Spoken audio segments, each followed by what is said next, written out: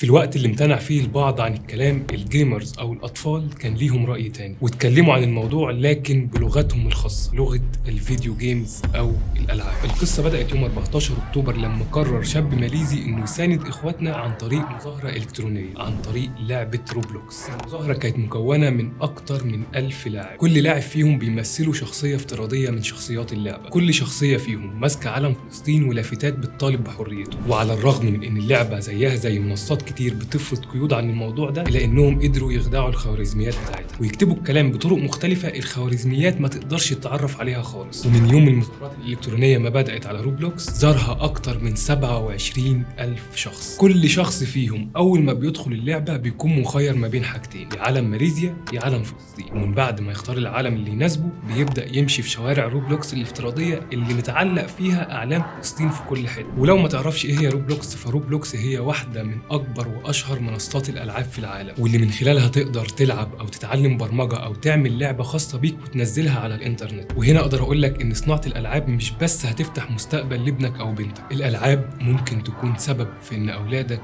يغيروا مستقبل وطن.